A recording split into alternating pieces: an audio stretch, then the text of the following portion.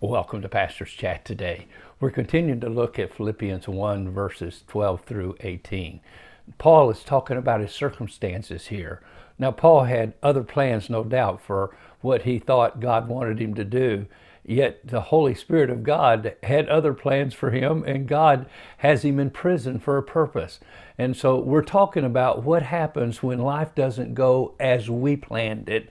Yesterday we began telling the story about Joseph and how Joseph was thrown into a pit by his brothers. Then he went to Potiphar's house in Egypt as a slave. Then he ends up in a prison in Egypt. But then next thing you know, God reveals and unveils the vision that Joseph has had for himself, and he becomes next to Pharaoh as ruler over all of Egypt and saves not only the land of Egypt from a great famine, but saves his family. And we didn't read this verse yesterday, but in Genesis chapter 50, verses 19 and 20, after his brothers came asking for forgiveness again after their father Jacob died, Joseph said to them, "Do not be afraid, for am I in the place of God. But as for you, you meant evil against me, but God meant it for good." Now here it is, in order to bring it about as it is this day to save many people alive.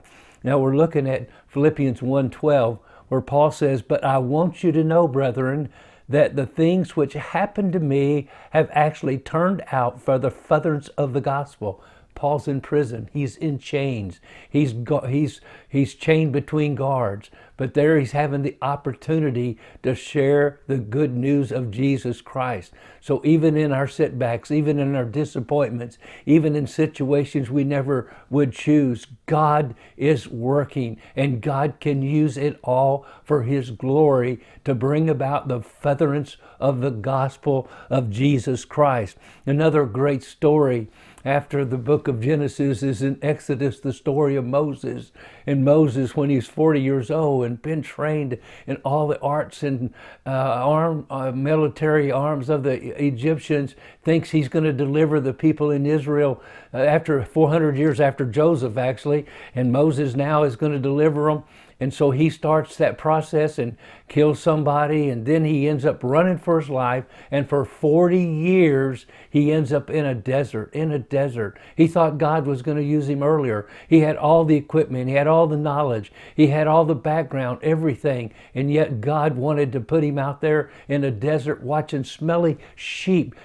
Moses would have never planned that, but God had a plan in preparing Moses to become the great leader of the nation of Israel and take them out of the place of bondage and be a deliverer and take them down to the promised land and lead them for the next 40 years through the wilderness.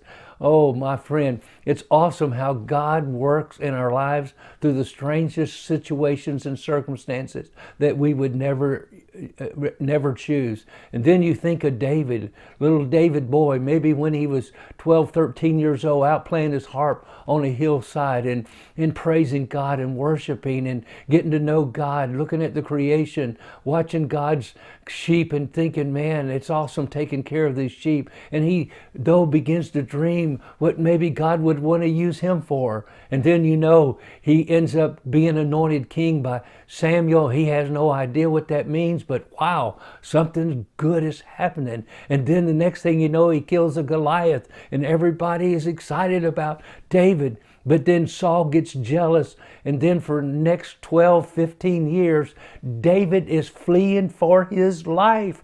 Something he would never choose, but he puts together a band of men to follow him. He begins to learn how to trust God as his life is at risk every day. God is preparing him to be the great King David of Israel for the next 40 years after he becomes king at 30 years of age. But I'm telling you, sometimes things happen that we think are bad, but God is preparing us. God's working in our lives. So don't throw in the towel. Don't quit. Keep on keeping on.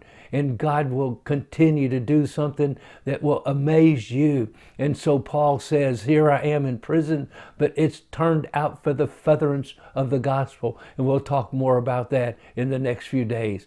Well, God bless you as you think about what God might be doing in your life today, despite your circumstances. Have a wonderful, wonderful day.